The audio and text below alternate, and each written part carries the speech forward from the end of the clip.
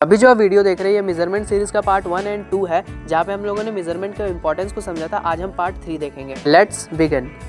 तो dear artist, आज हम आ चुके हैं क्लॉक टेक्निक में। और जैसा कि आपको पता है, पार्ट 1 में जो नियर बाय टेक्निक सीखा था वो हम लोग चीज़ों के बीच में जो डिस्टेंस है उसको मेज़र करने के लिए यूज़ करते हैं। और पार्ट 2 में जो सेंटर टेक्निक सीखा था वो हम लोग चीज़ों के हाइट्स को मेज़र करने के लिए यूज़ करते हैं। और आज जो हम लोग क्लॉक टेक्निक सीखेंगे वो किसी भी ऑब्जेक्ट के एंगल को डिफाइन करने के लिए हेल्पफुल है कि उस ऑब्जेक्ट में जो भी लाइन्स है वो किस एंगल पे ड्रॉ हो रही है। मैंने एक क्लॉक बना लिया और ये टेक्निक आपको तभी समझ आएगी जब आपको एनालॉग वॉच देखने आता है, उसको समझने आता है। और आप इमेजिन कर सकते हो कि जब 12 बजते हैं या 3 बजते हैं या 5 बजते हैं तो जो घड़ी में सुई होती है वो किस डायरेक्शन में होती है। जैसे कि एंगल भी पूरे 360 डिग्री में होता है एक सर्कल फॉर्म में, वैसे ही यहाँ पे ये जो क्लॉक है ये भी पूरे सर्कल फॉर्म में है। आप कह सकते हो 360 डिग्री। पेंसिल अभी सीधा है, मतलब 6 या 12 बजे, अभी कह सकते हैं 5 बज रहे हैं, और अभी हम लोग कह सकते हैं 7:30 बज रहे हैं, और अभी हम लोग कह सकते हैं 9 या 9:15 हो रहे हैं। तो अपने लाइंस को घड़ी की सुई की तरह इमेजिन करना है कि कितने बज रहे हैं, वो लाइंस किस एंगल पे है। ये टेक्निक आप फेस बनाओ वहाँ भी काम आएगा,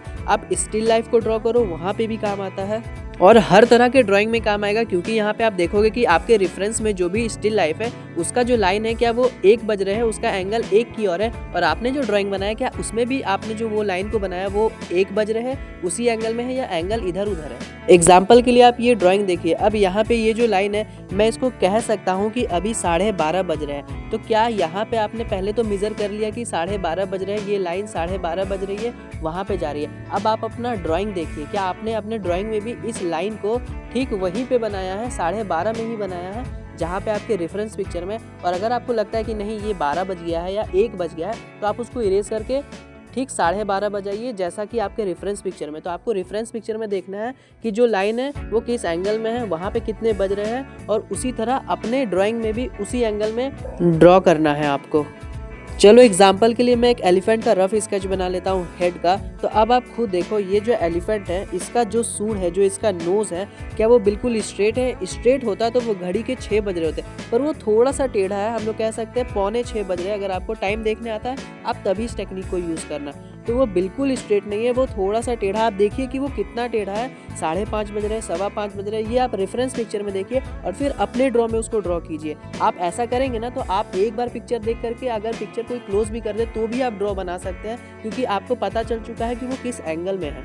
अब जैसे मैं ये पॉट बना रहा हूँ तो देखो ये लाइन बिल्कुल सीधी नहीं है, ये थोड़ी अंदर है। हम कह सकते हैं कि रेफरेंस पिक्चर में 5:30 बज रहे हैं। अब इस पिक्चर को कोई क्लोज भी कर दे तो भी आप अपने दिमाग में है कि वो 5:30 बज रहे हो, और आपकी लाइन बिल्कुल सीधी और जिस एंगल में है उसी एंगल में बनेगी, क्योंकि अब आपने इस टेक्निक को यूज़ किया है।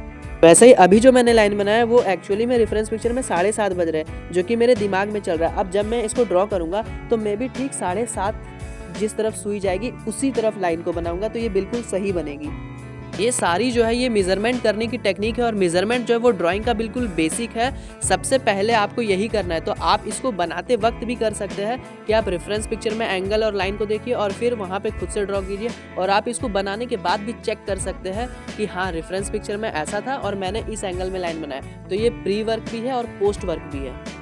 अगर आप मेरे ऑनलाइन स्टूडेंट हैं और आपको अभी कोई भी डाउट है तो आप अभी मुझसे ग्रुप में आकर के डिस्कस कर सकते हैं और क्वेश्चन पूछ सकते हैं। मैं वहीं पे आपके सारे क्वेश्चंस को क्लियर करूंगा। ये मेजरमेंट सीरीज़ का लेक्चर 3 है, और इससे पहले 2 लेक्चर है वो भी बहुत ज़्यादा इंपॉर्टेंट है, और इस पे एक और लेक्चर बन सकता है जिसमें हम लोग लाइन्स को और डॉट्स को समझेंगे मेजरमेंट जब भी हम करते हैं। अगर आपको उस मेथड को भी सीखना है तो आप कमेंट कीजिएगा, मैं उस पर भी एक लेक्चर बना दूंगा। और एक तरह से मेजरमेंट को हम 90% सीख जाएंगे, बस बचेगा तो वो होगा हमारा प्रैक्टिस करना। अब आप खुद यहाँ पे देखो कि मैंने फोरहेड को कैसे मेजर किया। रेफरेंस पिक्चर जब मैं देख रहा था तब फोरहेड जो था वो बिल्कुल सीधा नहीं था, वो थोड़ा सा टेढ़ा था। आप कह सकते हैं 6:15 या 5:45 हो रहे थे, और फिर मैंने अपने ड्राइंग में भी वैसे ही किया।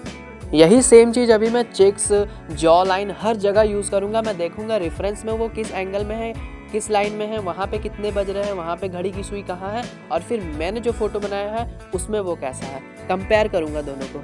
आप खुद ही एज्यूम कर सकते हो कि पोर्ट्रेट को भी मेज़र करने में ये टेक्निक काम आ रहा है, तो ये कितना इंपॉर्टेंट है। और ये मैंने कहीं से सीखा नहीं है, ये मेरी पर्सनल ऑब्जर्वेशन है, और मैंने वहीं से इस टेक्निक को पेपर पे निकाला है और आप लोगों को सिखा रहा हूँ। इसी तरह आप अगर क्लासेस ज्वाइन करते हो तो आपके डाउट्स के ऊपर यहाँ पे वीडियोस अपलोड होंगी और आप और बेहतर सीख सकते हैं। चैनल को सब्सक्राइब ज़रूर करना, अगला वीडियो जल्द ही आने वाला है। और हाँ, पार्ट 1 एंड 2 मैंने डिस्क्रिप्शन में उसका लिंक लगा दिया है, आप जाके उसे भी जल्दी सीख लें। Bye bye, thank you so much.